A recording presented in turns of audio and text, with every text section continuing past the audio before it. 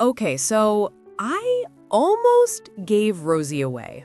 And I know how that sounds. I really do. But I'm going to tell you this whole thing because there's a point to it.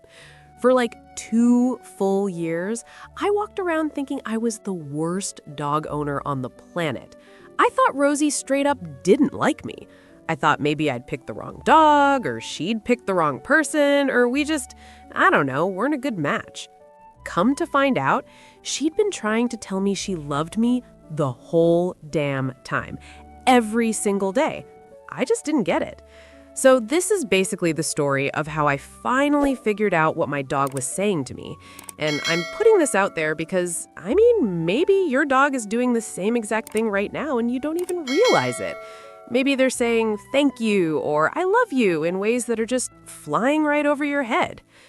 Anyway, what I learned kind of changed my whole life. So yeah, let me tell you what happened.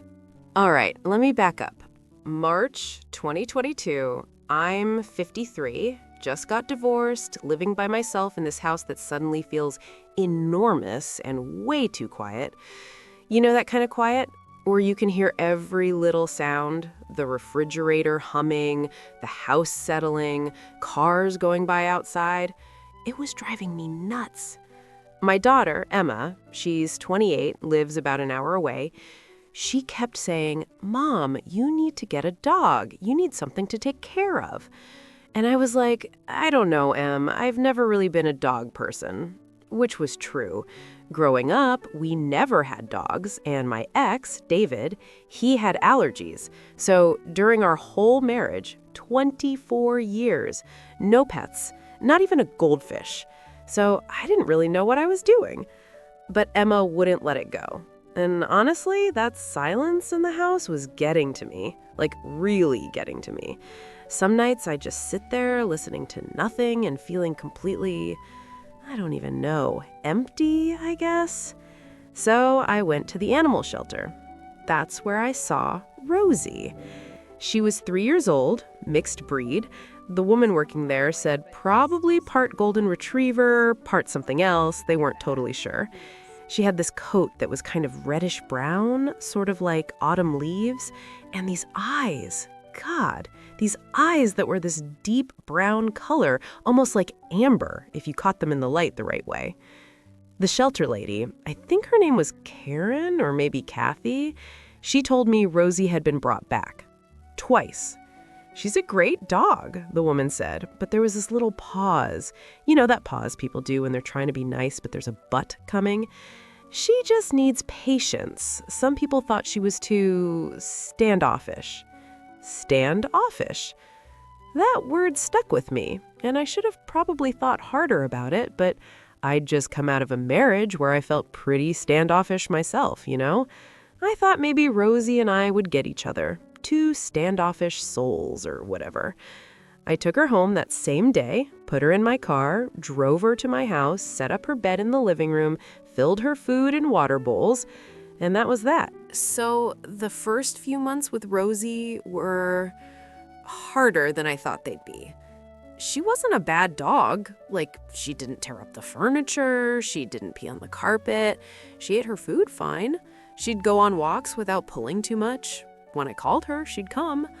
On paper, everything was fine. But something felt wrong. I'd been watching all these videos, right? You know, on YouTube, on Facebook, wherever. Dogs losing their minds when their owners come home from work, tails going crazy, jumping all over them, following them around the house like shadows, wanting to be on the couch right next to them or on their lap or whatever. Rosie didn't do that. When I'd come home from work, I work at an insurance office, pretty boring stuff, she'd maybe look up from wherever she was laying. Her tail might wag once, maybe twice. Then she'd put her head back down and go back to sleep. She never jumped on me, never brought me her toys asking to play. If I sat on the couch, she'd stay on her dog bed clear across the room. Sometimes I'd call her over and she'd come, but she wouldn't stay. I'd pet her for like 10 seconds and then she'd just wander off. I started wondering if she even liked me. About 6 months in, my friend Barbara came over. Barbara has 2 labs, Duke and Penny, and those dogs are insane. All over her constantly, licking her face, bringing her stuff, following her to the bathroom, the whole thing. So when Barbara came over and saw Rosie just laying in the corner, completely chill, not even getting up to say hi, Barbara noticed. Is she always this, Barbara was trying to be polite, this distant? I got defensive real quick. She's just independent. Some dogs are like that. But inside, I was thinking the exact same thing Barbara was saying. Distant. Standoffish. That word from the shelter lady kept echoing in my head. That night, after Barbara left, I sat on my kitchen floor and cried. I know how that sounds. Crying on your kitchen floor because your dog doesn't seem to love you. Pretty pathetic, right? But I felt rejected by a dog. Here I was, trying to give her a good home, buying her good food, taking her on walks, and she acted like she couldn't care less. Like I was just the person who filled her bowl. I started Googling stuff late at night. Why doesn't my dog show affection? How to bond with a distant dog. Signs your dog is unhappy. The stuff I found made it worse. Articles talking about trauma, trust issues, dogs that had been abused or neglected by previous owners. I started thinking maybe Rosie's first 2 families had done something to her. Maybe she'd never be able to really love anybody. I seriously thought about taking her back to the shelter, but I didn't. I'm not even totally sure why. Maybe I'm just stubborn. Maybe I couldn't stand the thought of being alone in that house again. Or maybe, I don't know, maybe some part of me felt like I was missing something. So this whole thing started to shift on a Tuesday morning, October. Nothing special about the day. I overslept. My alarm didn't go off, or I slept through it, one or the other. I woke up in a panic because I had a meeting at 9 and it was already 7:45. I'm running around the house like a crazy person, can't find my car keys, my hair is a disaster. I'm trying to button my blouse and brush my teeth at the same time, just complete chaos. And in the middle of all this, I happened to look over at Rosie. She was on her bed, but she wasn't asleep. She was watching me. Just watching. Her eyes were soft, relaxed. Her whole face looked peaceful. And as I'm running from room to room, losing my mind, her head was just slowly turning, following me. Calm, like she was keeping track of where I was, but without any stress about it at all. Something about that made me stop. I stood there, half-dressed, keys finally in my hand, late for work, and I really looked at her. For the first time in months, I wasn't comparing her to Barbara's dogs or to the dogs in those viral videos. I was just seeing Rosie, my Rosie. And she looked happy, content, like watching me run around like a lunatic was exactly where she wanted to be. I said out loud, "You're okay, aren't you? You're totally fine." Her tail went thump-thump on her bed 2 times. That was it. But it hit me different. I was late to work, but the whole day I couldn't stop thinking about that moment, the way she'd been watching me. She wasn't needy, she wasn't distant, she was just there, present, connected in some way I hadn't been seeing. So that night, I tried something different. When I came home, instead of being disappointed that she didn't run to the door, I actually paid attention to what she did do. She was laying in the hallway, not right at the door, but where she could see the door clearly. When I walked in, she lifted her head, looked right at me, held eye contact for a few seconds. Then she did this long, slow stretch, front legs way out, her whole body arching like a cat, then her back legs stretching out behind her. After that, she got up, shook herself off, walked over to me. No jumping, no crazy excitement, just walked up, sniffed my hand real quick, then headed to her water bowl. And for the first time, I didn't feel rejected. I felt curious. What if this was her way of saying hello? What if she'd been greeting me this whole time and I just didn't know what I was looking at?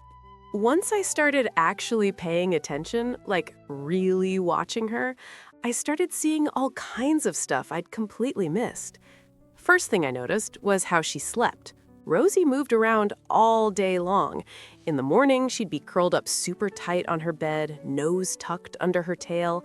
By like 10 or 11, she'd be stretched out flat on her side in that patch of sun that comes through the living room window. Afternoon, she'd flip onto her back, belly up, legs in the air. I started calling it her dead bug pose.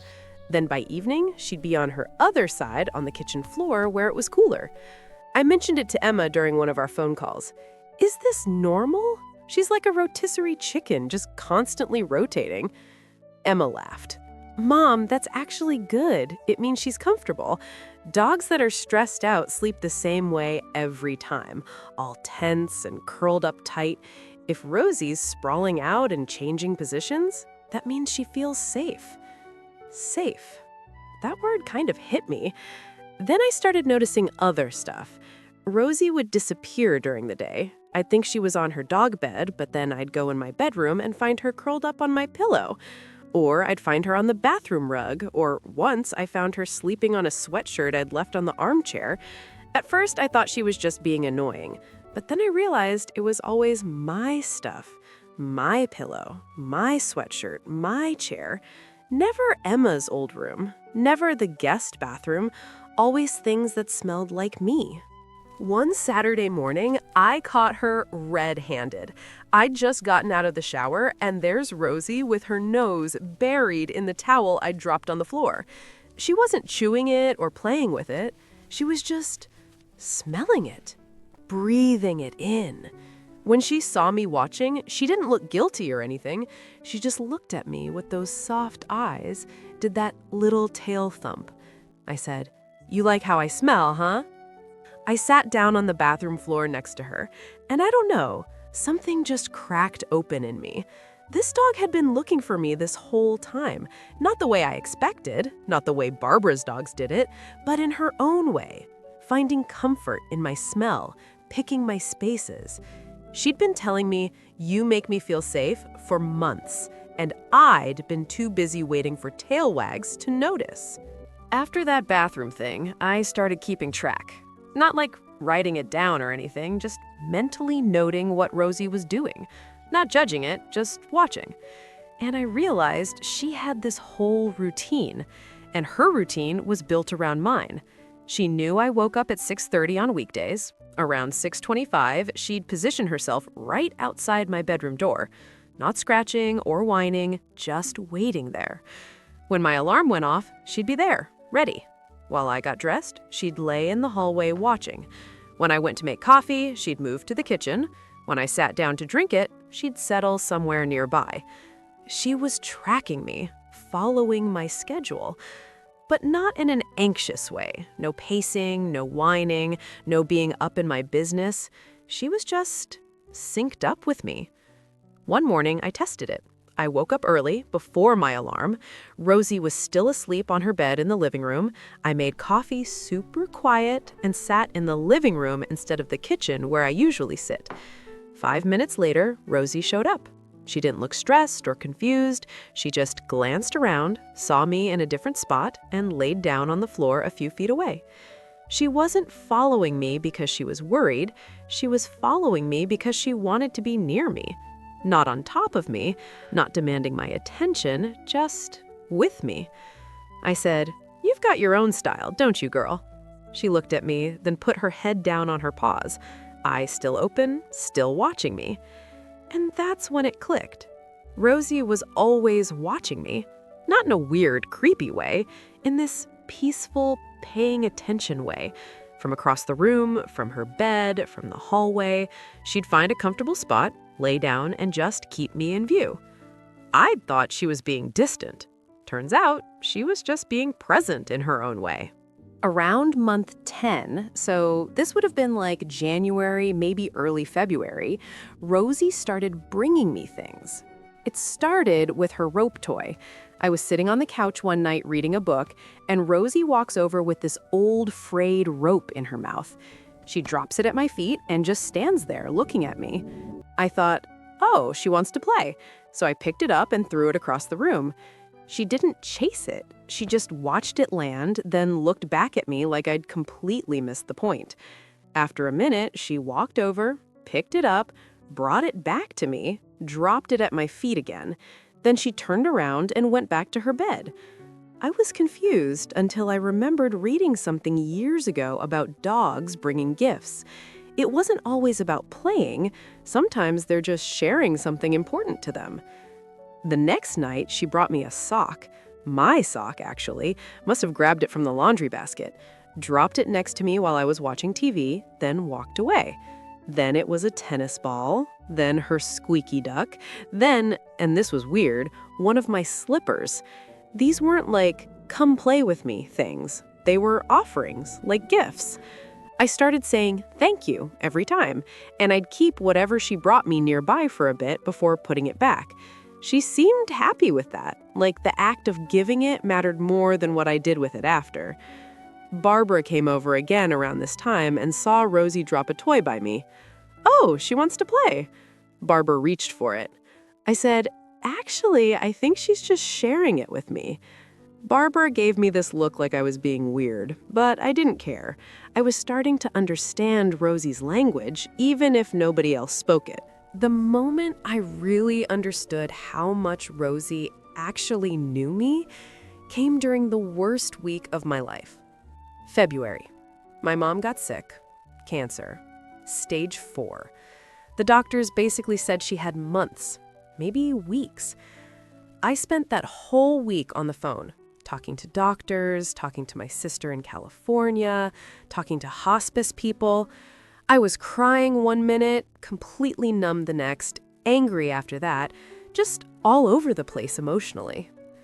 I barely paid attention to Rosie those first few days, but on the third night, when I finally just sat down on the couch and let myself completely fall apart, Rosie did something she'd never done before.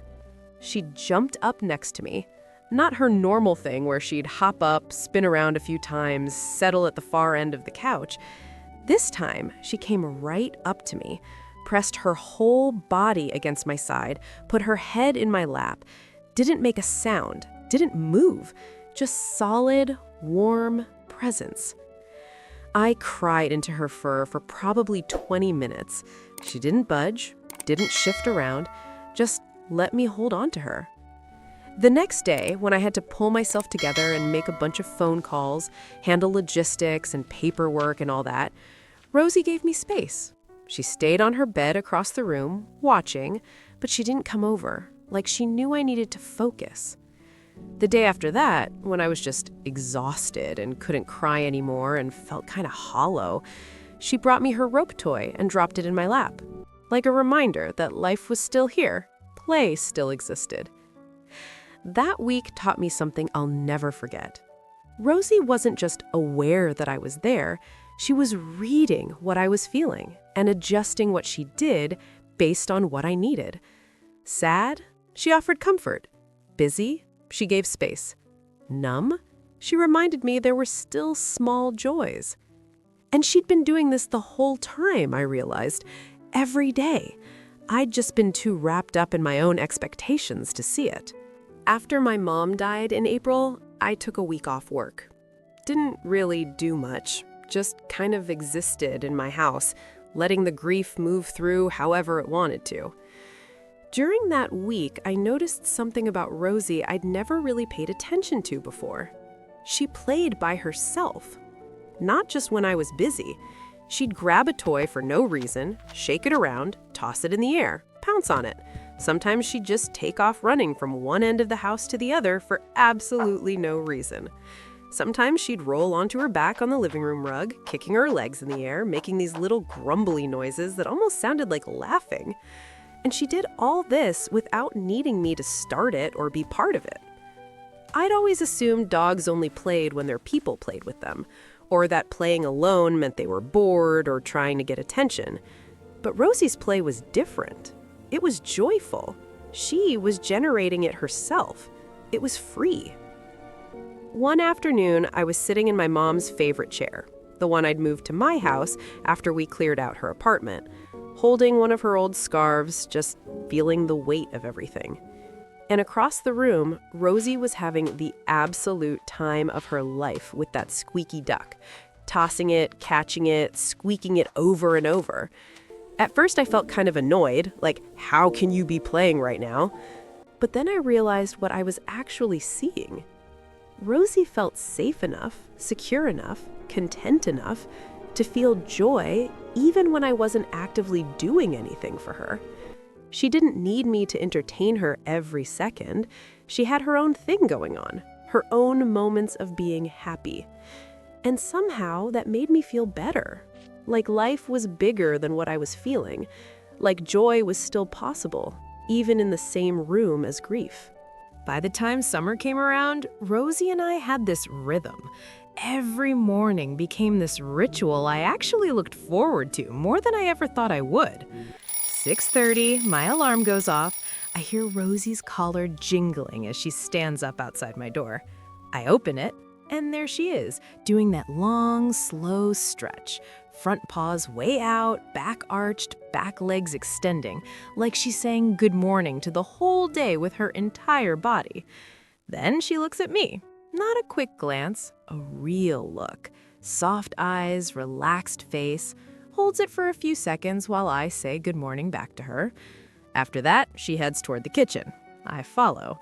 She gets some water while I make my coffee. Then we both just settle in, me in my chair with my mug, her on the cool floor a few feet away.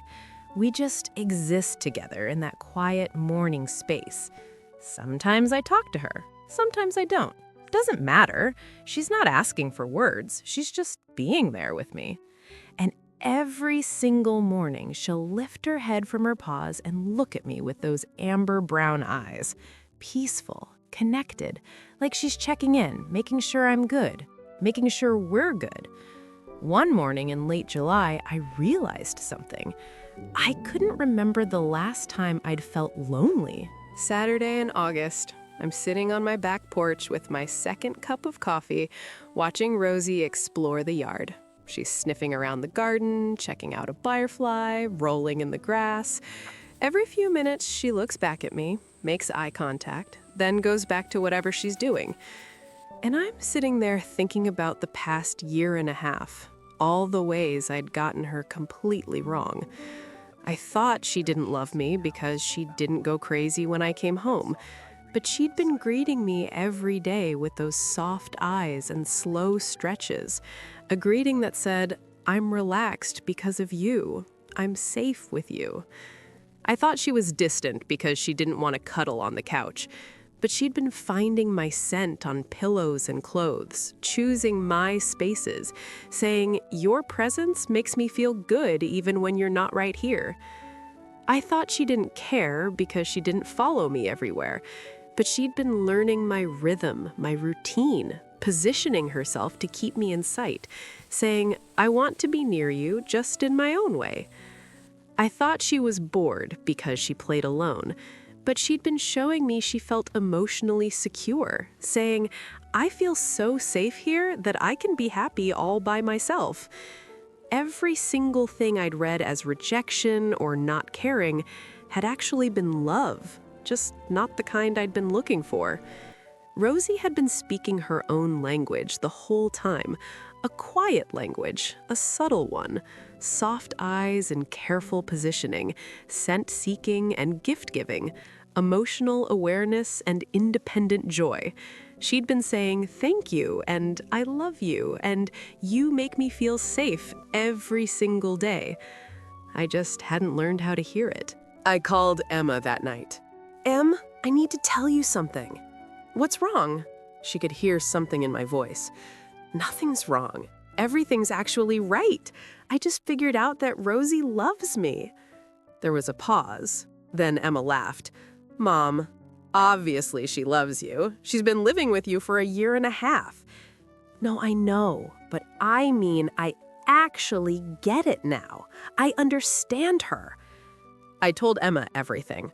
The soft eyes, the scent thing, the synchronized routines, the watching from across the room, the gifts, the emotional intelligence, the solo play, the morning stretches. She's been telling me she's happy this whole time, I said. I was just looking for the wrong stuff. Emma was quiet for a second. Then she said something I won't forget. Mom, maybe Rosie didn't just teach you her language. Maybe she taught you how to actually pay attention, how to see what's really there instead of what you think should be there. She was right. Rosie taught me to stop comparing, stop expecting, start actually observing, start appreciating things exactly as they are, not as I think they should be. That night, I sat on the floor next to Rosie's bed. She was already asleep, curled on her side, breathing slow and steady. I put my hand on her shoulder. "Thank you," I whispered, "for being patient with me, for not giving up even when I was too stupid to see what you were doing." Her tail went thump thump without her even waking up, like some part of her heard me anyway. It's been almost 3 years now since I brought Rosie home. 3 years since I almost took her back because I thought we didn't connect. These days, people sometimes ask if I'd get another dog eventually. Maybe a more affectionate one, one that actually wants to cuddle. And I just smile, because they don't get it. Rosie is affectionate. She's deeply, profoundly affectionate. She shows me love every single day in like a dozen different ways. She just doesn't show it the way other dogs do. And that's what makes it mean something. Every morning, I wake up to those slow stretches and soft eyes. Every day, I find her sleeping on my pillow or my sweatshirt. Every evening, she watches me from across the room with that peaceful, present look. Every few nights, she brings me a gift. A toy. A sock. Once, hilariously, a dish towel. When I'm sad, she presses close. When I'm busy, she backs off. When I'm okay, she plays and explores and lives her joyful, independent life. She moves through the house finding sun and shade. She sleeps in every position you can imagine. She knows my routine better than I know it myself. And sometimes, when I catch her looking at me with those amber brown eyes, I swear I can hear exactly what she's saying. I'm happy, I'm safe, I'm loved, and I love you right back. It's a quiet language, but once you learn to hear it, once you actually start listening for it, you realize it's been there the whole time. Your dog might be speaking it too, right this second. Are you listening? Because I almost missed it. I almost gave away the best friendship I've ever had because I was listening for the wrong words. Don't do what I did. Pay attention to the soft eyes, the scent seeking, the slow morning stretches, the way they move around throughout the day, how they sleep in different positions, how they follow your rhythm without being anxious about it, the small things they bring you, how they adjust based on your emotions, the peaceful way they watch you from across the room, the joy they have all on their own. These aren't just random behaviors, they're a language, and once you learn to speak it, everything changes. Rosie changed my whole life, not by being the dog I expected, by being exactly the dog she is, and teaching me how to actually see it. I hope sharing this helps you see your own dog a little differently. I hope it helps you hear what they might be saying, because they're probably saying thank you right now in their own unique way. You just have to actually listen. Thanks for sticking with me through this whole thing. Thanks for letting me share what Rosie taught me. And if you've got a dog in your life, go give them some attention today. Not the kind of attention you think they want, the kind of attention they're actually asking for. It's worth it, I promise.